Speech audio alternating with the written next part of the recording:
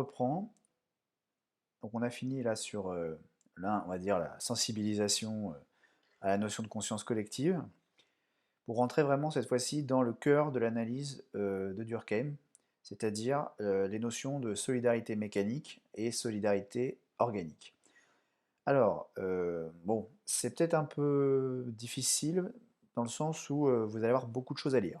Vous avez remarqué, pour cette activité numéro 1, vous avez 3 documents, mais 3 documents qui parlent de la même chose. Donc l'idée, c'est que en multipliant, on va dire, les angles d'approche d'un même sujet, ça vous aide à comprendre. D'accord? Donc j'ai fait en sorte voilà, de mettre plein de définitions. Donc vous voyez, il y a plein de choses avec des rappels pour avoir des explicitations qu'il faut lire évidemment. Et puis il ne faut pas les lire vite fait, il faut les lire vraiment sérieusement pour réussir à s'imprégner de ce que disent les auteurs. Donc dans les 3 cas, ça n'est jamais Durkheim qui parle, c'est ce que des auteurs ont dit du travail de Durkheim. Vous avez donc 3 docs, un doc écrit par Henri Mandras et Jean Étienne, d'un livre, Henri Mandras. D'ailleurs, vous le reconnaissez, c'est celui de la société de la moyennisation, avec la toupie. Bon, bah, c'est le même. Vous avez ensuite un autre document d'un livre plus ancien, mais qui parle aussi de Durkheim, de, de Raymond Aron, voilà, les étapes de la pensée sociologique. Et un troisième document qui est, je crois, c'est aussi de Henri Mandras. Donc l'idée là, c'est pas juste de lire le cours, bien que vous allez avoir les réponses et vous aurez un peu de cours rédigé après, mais c'est d'essayer de trouver par vous-même les réponses aux questions pour après construire vous-même le cours. Alors là, vu qu'il y a quand même beaucoup de textes, je vous propose de faire directement les réponses aux questions. Je ne vais pas vous lire le texte, vous savez lire, mais du coup, voilà, il faut que vous les lisiez. Ok? Donc on va directement répondre aux questions. Donc je descends. Hop. En première question, qu'est-ce que la solidarité sociale ou cohésion sociale? Bah, la réponse, vous la trouvez facilement puisque dans un des astérisques, il y a la définition. Donc la cohésion sociale, ça désigne une situation où les membres d'une société partagent les mêmes valeurs, les mêmes buts, acceptent de respecter les mêmes règles et se sentent comme appartenant à une société. Voilà, la cohésion sociale, c'est ça, c'est l'idée que les gens ils sont solidaires, ils se sentent proches les uns des autres, ils sont d'accord sur plein de sujets, ils sont prêts à céder, ils ont la même vision de comment une société doit fonctionner, ils ont la même vision des règles du jeu, voilà, et il y a un sentiment d'appartenance. Voilà. Le contraire de la cohésion sociale, ce serait le communautarisme. Voilà. Ce serait une société où les gens ne se mélangent pas, où il y aurait des communautés distinguées, des communautés, alors c'est pas forcément que religieux, on parle beaucoup de communautarisme religieux, mais ça peut être un communautarisme social, c'est-à-dire que les personnes très riches, elles peuvent très bien aller dans des quartiers et puis s'enfermer entre gens riches pour pas être mélangées avec les pauvres. Ça aussi, c'est du communautarisme. Bon, bon, bah, les sociétés, elles sont jamais complètement communautaires et jamais complètement à 100% dans la cohésion sociale. Mais parfois, quand les gens refusent de se parler, qu'il y a des tensions, voilà, il y a de la radicalité, bon, bah, on peut imaginer qu'on s'éloigne d'une cohésion sociale. Voilà. Donc c'est d'ailleurs un terme très souvent utilisé dans les journaux, par les journalistes. Voilà, parce que c'est un concept un peu mou. C'est pas forcément très très clair. Mais dites-vous bien, cohésion sociale, c'est quand tout le monde s'entend très bien et pense à peu près la même chose. Et voilà, c'est des gens qui sont prêts à s'aider les uns les autres. C'est ça la cohésion sociale. Alors, question numéro 2. D'après les documents 2A, 2B, d'où provient la solidarité dans les sociétés traditionnelles? Alors, les sociétés traditionnelles, vous avez la définition aussi dans les astérisques, c'est des sociétés voilà, qui appartiennent la plupart du temps au passé, c'est-à-dire des sociétés, soit des tribus, comment dire, on dirait archaïques, anciennes, peu développées, ou alors c'est les sociétés villageoises, rurales du Moyen Âge, quoi, et avant. C'est toutes les formes de société qu'il y a avant la révolution industrielle et les révolutions politiques. Mais pareil, société traditionnelle, C'est pas une définition super précise, d'accord? Mais vous comprendrez peut-être mieux quand on l'opposera aux sociétés modernes. Mais dites-vous bien que dans les sociétés traditionnelles, il y a l'idée que c'est des petits collectifs, c'est des petits groupes villageois, tribus, et que voilà, on n'est pas très nombreux et qu'on n'est pas très développé. Bien que, évidemment, faut pas penser que nous, on est développé, hein, ce serait normatif, hein, dire que c'est nous qui avons la raison, mais bon, c'est l'idée qu'ils n'ont pas d'iPhone 6, quoi, ou 10, ou je sais pas combien, dans les sociétés traditionnelles. Il n'y a pas le développement économique et technologique comme que nous, on connaît. Donc, on y va.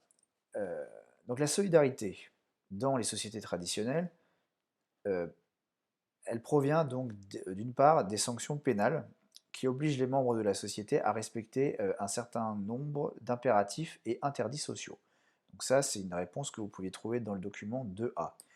Qu'est-ce qui fait que les gens sont solidaires? C'est qu'ils sont forcés de respecter les règles du jeu. Ils sont forcés de respecter les normes et les valeurs de leur société traditionnelle. Comment sont-ils forcés? Parce qu'il y a des sanctions. Et c'est des sanctions pénales. Alors à l'époque, dans les sociétés traditionnelles, on ne parle pas de justice pénale, de sanctions pénales, mais c'est l'idée de punition. D'accord? Quelqu'un qui transgresse la règle collective, il est puni et il ne recommencera pas. Parce que la société a décidé qu'il fallait se comporter comme ci ou comme ça. Donc une première explication à l'existence d'une solidarité sociale, c'est l'existence de sanctions qui obligent les gens à rester dans les clous des règles du jeu de la société. Et ce sont ces règles-là qui les obligent à être solidaires. On n'est pas solidaire forcément que parce qu'on est gentil. On est solidaire aussi parfois parce que on est obligé par les règles de la société. D'autre part, elle provient également des ressemblances entre les individus. C'est peut-être l'information la plus importante, hein, c'est qu'on s'entraide parce qu'on se ressemble. D'accord? Les gens, les individus sont solidaires les uns des autres parce qu'ils ont des points communs, ils partagent les mêmes normes, les mêmes valeurs, les mêmes croyances. Donc là, ça c'est vraiment tout bête, hein, c'est vous rencontrez quelqu'un, il vous ressemble, il partage les mêmes idées que vous, forcément vous allez avoir envie de l'aider s'il a un problème, parce que il est comme vous. C'est les similitudes, c'est les ressemblances qui sont à l'origine de la solidarité dans les sociétés traditionnelles. On aide plus facilement quelqu'un qui nous ressemble. C'est un... Après, ce serait compliqué à expliquer, mais vous comprenez pourquoi. C'est plus facile d'aider quelqu'un qui nous ressemble, avec qui on est d'accord, que quelqu'un qui ne nous ressemble pas. En tout cas, c'est dans les sociétés traditionnelles. Alors par exemple, on imagine une tribu hein, ou un village rural du Moyen Âge. euh, ce type de groupe hein, se caractérise par une solidarité mécanique. Les membres de ces collectivités humaines se ressemblent et doivent respecter les mêmes normes sociales, les valeurs, ainsi que les croyances en vigueur, sous peine de sanctions, voire d'exclusion du groupe. Donc ça, c'est très important. Vous êtes obligé dans les sociétés traditionnelles de respecter les normes et les valeurs du groupe, parce que la sanction ultime, c'est vous êtes banni du groupe et seul, vous ne pouvez pas survivre. Voilà. Aujourd'hui, quand on est seul, on peut survivre. On verra pourquoi, hein, mais parce que vous avez un emploi, un salaire, et que vous avez besoin de personne d'autre à part de votre employeur, ou alors si vous êtes votre propre patron. Mais vous n'êtes pas obligé de respecter les règles de quelconque groupe, puisque à partir du moment où vous avez un salaire, avec cet argent, vous pourrez subvenir tout seul à vos besoins. Dans les sociétés traditionnelles, bien souvent, il n'y a pas de monnaie, il n'y a pas d'argent, et donc vous êtes obligé de vous inscrire dans les activités productives du groupe pour espérer survivre. Seul, en revanche, vous ne pouvez pas survivre. Donc ça force les gens à se tenir à carreau, si vous voulez, de savoir ils peuvent se faire exclure et mourir. Donc ça rend solidaire, si vous voulez, dans l'intérêt propre des gens. Ainsi, donc cette pression conduit néanmoins à de fortes similitudes entre les individus, puisqu'ils sont obligés de respecter les règles du jeu, respecter les normes et les valeurs de la société. Vu que tout le monde les respecte, tout le monde se ressemble. Tout le monde a les mêmes normes et les mêmes valeurs. Donc c'est l'obligation de respecter les règles sociales qui fait que les gens se ressemblent. Et qui, du coup, s'ils se ressemblent, ils seront plus facilement solidaires les uns envers les autres. Donc, comme ces derniers se ressemblent, c'est ce que je viens de dire, ils coopèrent et se soutiennent plus facilement. Ils sont solidaires. Donc, je récapitule la logique. Il y a une société dans laquelle il y a des règles du jeu, il y a des valeurs à respecter, des normes sociales à respecter, et tout le monde les respecte parce qu'il y a des fortes sanctions en cas de transgression. Et comme tout le monde les respecte, tout le monde se ressemble. Tout le monde a les mêmes idées, tout le monde se comporte de la même façon. Et comme les gens se ressemblent, ils ont plus tendance à se soutenir les uns les autres parce qu'ils ont des points communs, parce qu'ils ont des similitudes. Ça va? Donc là, vous pouvez presque faire un petit schéma avec des flèches, hein, ce qu'on appelle un schéma d'implication, si ça peut vous aider à réfléchir. Hein. Vous pouvez dire sanction pour le respect des règles.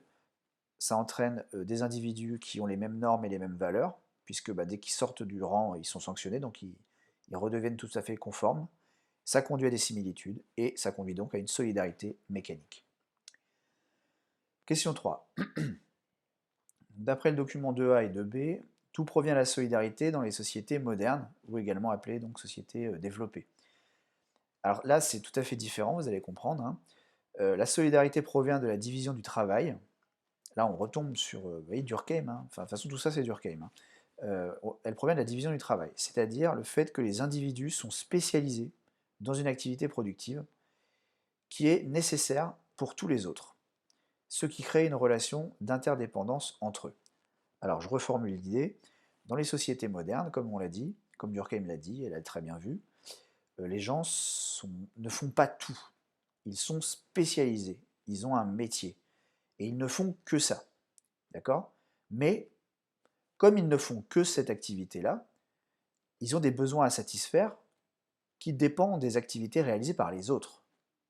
D'accord? Donc, ils sont obligés d'être solidaires parce que le fait de se spécialiser rend dépendant de l'activité productive des autres personnes. Donc là, pour le coup, cette solidarité ne provient pas vraiment du fait d'être gentil, hein, elle provient d'une obligation de survie. Je fais un truc qui va servir les autres, mais en faisant que ça, je ne fais pas les autres choses qui me permettraient de survivre. Je dois obtenir ces autres choses de la part des autres individus qui sont spécialisés dans ce qui me manque. C'est un peu comme en commerce international, hein, le parallèle marche bien. Hein. Si vous êtes spécialisé dans une activité de production et que vous avez abandonné la production des autres choses, vous êtes dépendant des importations ou des exportations plutôt des autres pays qui sont spécialisés dans ce que vous ne faites plus. Là, c'est exactement le même raisonnement. Vous êtes spécialisé dans un truc, donc vous êtes dépendant des autres membres de la société qui fabriquent les autres choses dont vous avez besoin, puisque vous ne les faites plus. Ok? Alors, exemple pour illustrer ça, le boulanger, un boulanger, il a besoin de l'agriculteur, parce que pour faire du pain, il faut de la farine. Et l'agriculteur, lui, il fait pousser du blé. Mais en même temps, cet agriculteur, il n'est pas indépendant, il a besoin du médecin. Si jamais l'agriculteur il tombe malade, eh bien le médecin, il va pouvoir le soigner. Donc il est dépendant du médecin. Le boulanger aussi est dépendant du médecin. Et en même temps, le médecin, il a besoin d'un maçon pour construire sa maison. Le médecin, il sait diagnostiquer des maladies, les guérir, mais il ne sait pas construire sa maison. Donc il est dépendant du maçon. Et le maçon, il est lui-même dépendant du boulanger, s'il veut avoir du bon pain. Parce que les gens sont spécialisés. On imagine un individu qui n'existe pas hein, dans les sociétés modernes, qui serait à la fois boulanger, maçon, médecin, lui, il aurait besoin de personne. Mais comme on est spécialisé, parce que c'est comme ça, maintenant, on ne fait pas tout. Hein. Voilà, il y a quelques personnes, rares personnes, qui vivent en ermite et qui font tout seul, là, qui peuvent se permettre d'être isolés. Mais sinon, tout le monde est spécialisé et forcément, ça nous rend dépendants les uns des autres, ça nous oblige à être solidaires.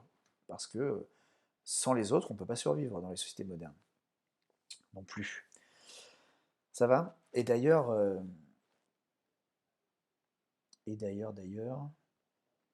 oui, c'est ça. D'ailleurs, avec la crise du coronavirus, on redécouvre cette interdépendance. Hein. Dans les sociétés modernes, on va en parler plus tard dans le chapitre, les gens sont parfois un peu égoïstes et oublient qu'ils ont besoin les uns des autres quand tout va bien. Mais la crise du coronavirus, ça révèle le fait qu'on est interdépendant. Que s'il n'y a plus de chauffeurs routiers pour amener la marchandise au supermarché, les rayons ils sont vides. Hein.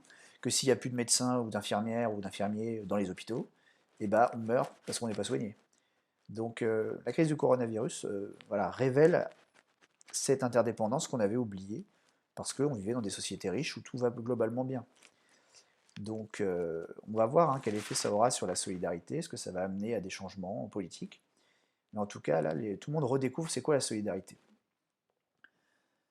Alors question 4. Comment Durkheim explique-t-il le passage d'une solidarité mécanique à une solidarité organique? Donc là, on a bien expliqué dans les questions précédentes c'est quoi la solidarité mécanique, propre aux sociétés traditionnelles. On a bien expliqué c'est quoi la solidarité organique, propre aux sociétés modernes, Pourquoi d'ailleurs organique, hein, je ne l'ai pas précisé, mais parce qu'il y a le mot organe. C'est-à-dire un corps humain, pour fonctionner, il a besoin de différents organes qui sont interdépendants. L'estomac, le pancréas, le cœur, le cerveau. Tout ça, si vous tuez l'un de ces organes, bah, c'est tout le corps humain qui meurt. Ils sont interdépendants. C'est pour ça que Durkheim parle de solidarité organique dans les sociétés modernes, parce que tous les gens, comme ils sont spécialisés, sont interdépendants. Et vous voyez, hein, on retombe sur du vocabulaire biologique. C'est vraiment typique de Durkheim, hein. Tout à l'heure, on parlait des pathologies, les pathologies sociales.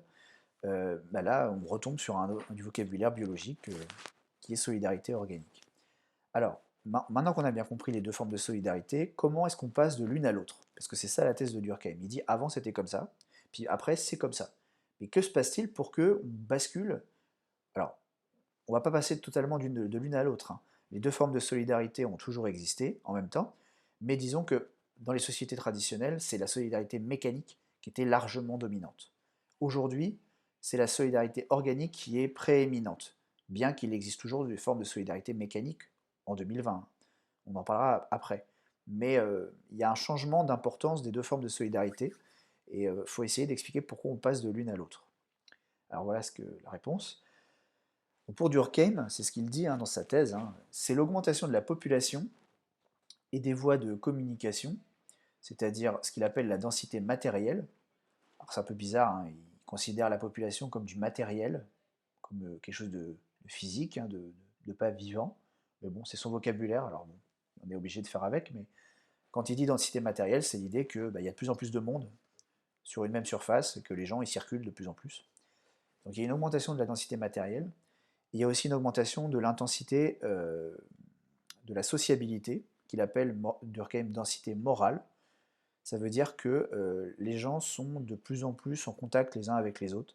Ils se parlent tout le temps, ils sont constamment en communication, ils se sollicitent beaucoup. D'ailleurs, avec toujours le coronavirus, bah maintenant, tout le monde communique par des applications numériques. Ça crée quelque part une intensification de la sociabilité numérique. On reçoit beaucoup de mails, des notifications, des messages en visio, des téléphones. Donc on est sollicité de plus en plus. Donc là, Durkheim, bon évidemment, il ne parle pas de ça, mais c'est l'idée que plus il y a de population, plus on est sollicité, on rencontre des gens, on se bouscule, on se parle, on se dispute. Bon. Donc ça, c'est donc l'augmentation de la densité matérielle et la densité morale. Et ça pousse les sociétés à développer une division du travail social. Alors, pourquoi? Comment se fait-il que plus on est nombreux, plus tout d'un coup, il y a une division du travail qui s'opère? La réponse arrive. Donc en effet, hein, l'augmentation de la population accroît la concurrence pour la survie. Plus on est nombreux, bah, plus il faut nourrir les gens, sinon on meurt. Donc à l'époque de Durkheim, il y avait une concurrence pour la survie. Aujourd'hui, on n'est plus trop concerné parce qu'en général, la nourriture, il y en a beaucoup. Quoique aujourd'hui, il y a une certaine inquiétude de la part des gens qui serait que se passerait-il si les rayons des magasins venaient à se vider définitivement? Imaginez demain, scénario catastrophe, les voies de communication sont coupées, il n'y a plus de chauffeurs de poids lourds, il n'y a plus de nourriture. Alors, comment on va faire? Tous les gens réunis dans les villes, ils vont bien finir par vouloir manger. Et si les magasins ils sont vides, qu'est-ce qui va se passer? Eh ben, on retombe sur une concurrence pour la survie. Les gens peuvent potentiellement s'agresser les uns les autres, se piquer la nourriture pour survivre. Et ça vient du fait qu'on est très nombreux sur une petite surface. Donc là, c'est exactement ce que dit Durkheim. Normalement, quand l'augmentation de la population accroît la concurrence pour la survie, ça va conduire la société à changer, pour essayer d'éviter que les gens ne s'entretuent pour survivre. La solution qui est apportée est la suivante. Pour éviter que cette concurrence pour la survie hein, ne conduise à la violence, les individus, c'est-à-dire la société dans son ensemble, on ne sait pas exactement comment ça s'est passé, mais c'est comme ça que Durkheim l'imagine hein, un peu, parce que c'est quand même très théorique. Hein. On imagine que toute la société dans son ensemble s'est dit bon, puisqu'on est plus nombreux et que c'est bien de plus en plus compliqué pour survivre, au lieu de s'entretuer, on va décider que chacun aura un rôle à jouer dans l'activité de production, des choses dont on a besoin. Pour éviter que les gens ne s'entretuent, il faut que tout le monde soit utile à quelque chose. tout le monde ait un rôle à jouer. Et donc, bah, si tout le monde doit jouer un rôle, il faut distribuer les rôles. Et donc, ces rôles seront des activités spécialisées. Ça va? Je répète, il y a plus de gens. Il y a une tension pour la survie, concurrence pour la survie. Soit on s'entretue, soit on coopère.